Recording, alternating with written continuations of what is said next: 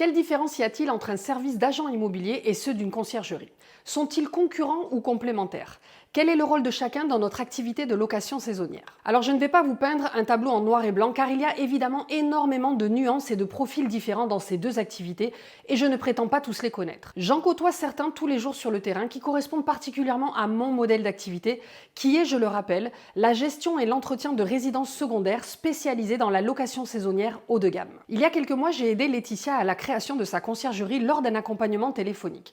L'une de ses plus grandes problématiques était comment trouver ses premiers clients. Je lui ai donné plusieurs pistes et idées pour le faire et je lui ai conseillé notamment de faire quelques plaquettes et cartes de visite extrêmement ciblées, puis de les envoyer avec une lettre de motivation aux divers agents immobiliers de son secteur, qui eux-mêmes devaient être spécialisés dans la cible de propriété qu'elle recherchait. Je lui ai aussi dit que pour plus d'impact, elle pouvait carrément aller se présenter dans les agences, car on le sait, les brochures et les CV sont généralement jetés à la poubelle sans même être regardés. Eh bien, elle a été totalement découragée par l'accueil qu'elle a reçu, le manque d'intérêt que les agents lui ont porté, et pire encore, l'un d'entre eux l'a carrément malmenée en lui disant que c'était pas normal, toutes ces conciergeries qui fleurissent dans tous les coins de rue, que c'était une activité réglementée et qu'il fallait être diplômé pour la faire. Alors pourquoi cet agent a réagi de la sorte? Qu'est-ce que Laetitia aurait pu faire différemment pour que tout le monde sorte gagnant de l'équation? Dans un premier temps, je pense qu'il est important de redéfinir les rôles attendus de chacun à la base, puis regarder leurs évolutions ces dernières années, et on comprendra très vite pourquoi la relation agent immobilier et concierge a commencé à se compliquer. Parlons tout d'abord des agents immobiliers.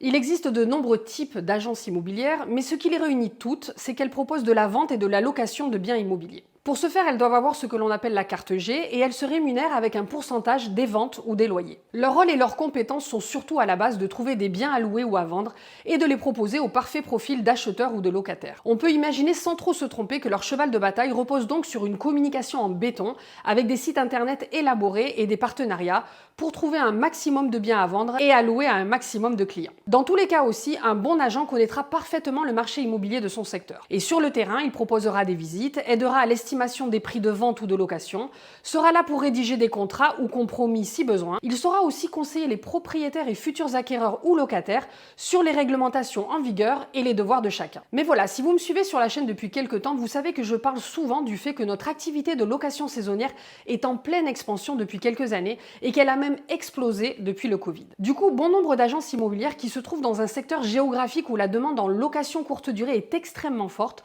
ont décidé de se spécialiser aussi dans ce modèle de location et non plus seulement dans la location long terme. Ils ont donc développé leur communication et leur structure pour trouver les biens appropriés et les voyageurs qui correspondent à cette demande du marché. Et beaucoup d'entre eux ont carrément choisi d'ajouter un maximum de services à la fois aux propriétaires et aux touristes pour être plus attractifs et se différencier de la masse. Parmi les services proposés, on retrouve toujours la rédaction d'un contrat de location. L'agent encaissera les loyers et les cautions, mais il proposera aussi l'accueil et départ des voyageurs, les états des lieux, la gestion des dégâts si besoin, la réservation de restaurants, taxis, guides touristiques, etc.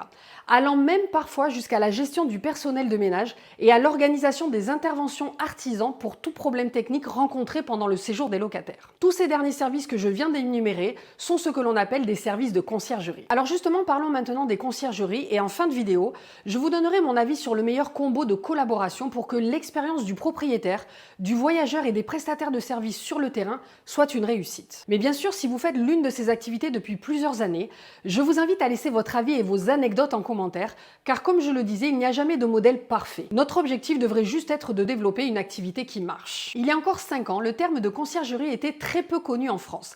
Il était surtout utilisé dans le milieu de l'hôtellerie haut de gamme pour tous les services d'accueil et d'assistance aux clients. Et dans le milieu de la résidence privée de luxe, on parlait plutôt de régisseurs, majordomes ou de gouvernantes principales. Ces personnes avaient pour mission de rendre la vie des propriétaires plus simple, plus agréable, en les déchargeant de certaines tâches du quotidien, notamment du ménage et du jardinage, mais aussi des courses, de la cuisine, etc. Or, depuis quelques années, on vient d'en parler, l'activité de location saisonnière en tout genre a fait exploser la demande pour toute cette panoplie de services. Mais ce n'est pas le seul facteur d'évolution qui va nous intéresser aujourd'hui pour comprendre la problématique de relation entre l'agent immobilier et la conciergerie. J'en parle très en détail dans mes 2 dernières vidéos que je vous invite à aller voir si ce n'est pas déjà fait. Le marché de l'entreprise de ménage a lui aussi fortement évolué ces dernières années. En effet, de plus en plus de gens souhaitent déléguer cette tâche pour se concentrer sur leur carrière et leur bien-être personnel. Donc aujourd'hui, on se retrouve avec 2 nouveaux profils de clients sur le marché, la location saisonnière et le particulier qui souhaite alléger sa charge de travail. La conséquence directe de cette évolution de marché, c'est que des entreprises voulant cibler toutes ces personnes à la fois se sont mises à fleurir dans les 4 coins du monde. Certaines sociétés spécialisées à la base dans du ménage industriel ou de bureau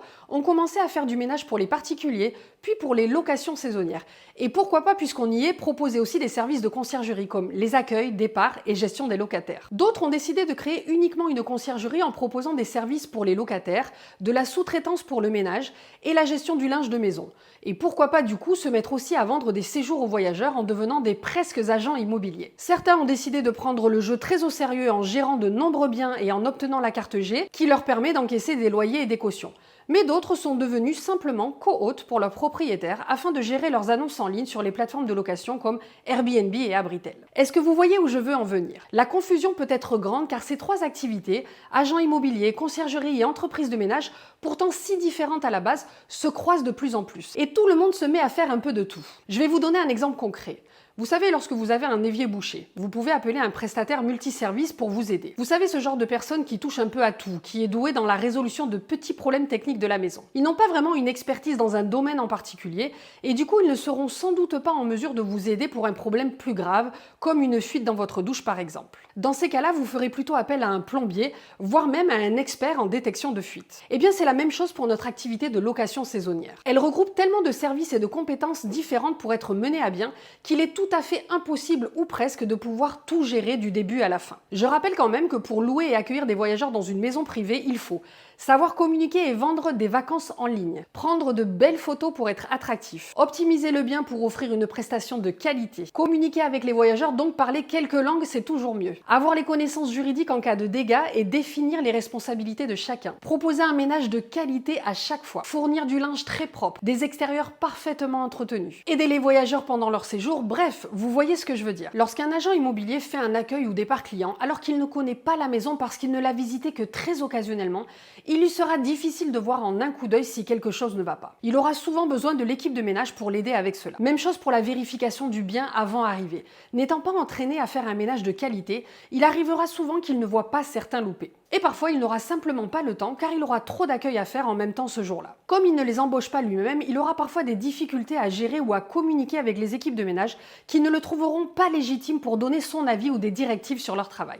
Ça, c'est le rôle en général du concierge ou plutôt du chef d'équipe de ménage. Dans le même registre, la conciergerie qui promet à ses propriétaires un taux de remplissage élevé mais qui n'a pas les moyens de communiquer en masse ou dont le site internet n'est pas optimum n'atteindra que rarement ses promesses. Le marketing, la communication et la vente requièrent certaines compétences que beaucoup de conciergeries ne font que survoler. Enfin, la société de ménage et d'intendance devrait premièrement être spécialisée dans la location saisonnière. Allez voir mes vidéos à ce sujet. Mais si elle décide de proposer aussi des services de conciergerie, elle devra s'assurer de maîtriser un minimum la communication avec les voyageurs et aussi d'avoir un réseau d'artisans prêts à intervenir si besoin. Alors je ne sais pas si vous êtes aussi perdu que moi à ce stade de la vidéo, mais en gros je pense que les agents immobiliers sont extrêmement pertinents pour les propriétaires de maisons, surtout si elles se louent cher, car ils sauront trouver le volume de clients qui ont le budget adéquat. S'ils proposent des services de conciergerie pour leurs voyageurs et s'ils font les accueils et départs, ils devront s'assurer de connaître parfaitement la maison.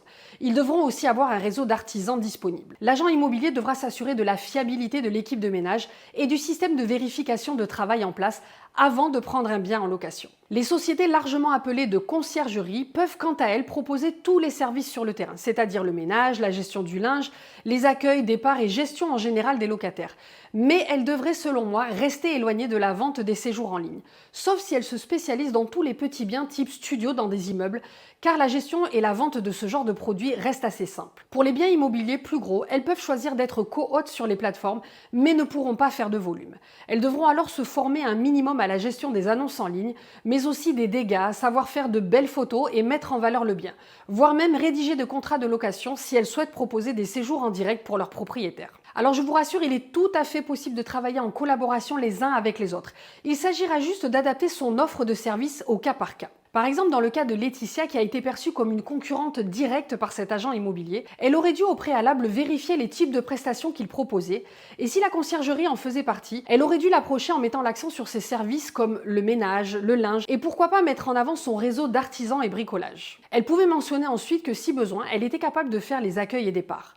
Beaucoup d'agents sont très contents de savoir qu'ils peuvent compter sur nous en cas de besoin. Par contre, elles n'auraient pas dû parler du fait qu'elles proposent aussi la gestion en ligne des annonces. Car c'est un peu la plus grande peur des agents immobiliers, les conciergeries qui récupèrent les propriétaires en leur proposant de louer uniquement sur les plateformes. Maintenant, je voudrais vous donner mon exemple précis qui reflète assez bien la diversité des collaborations possibles. Je gère plusieurs biens en location saisonnière.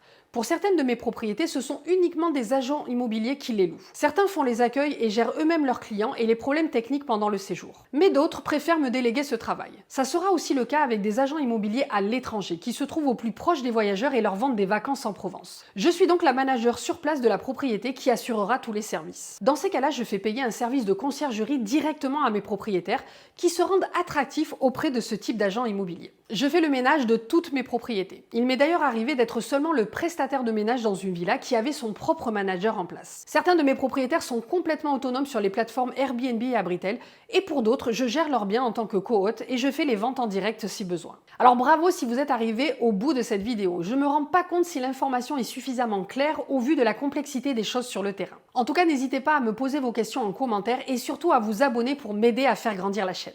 Allez, je vous dis à très vite.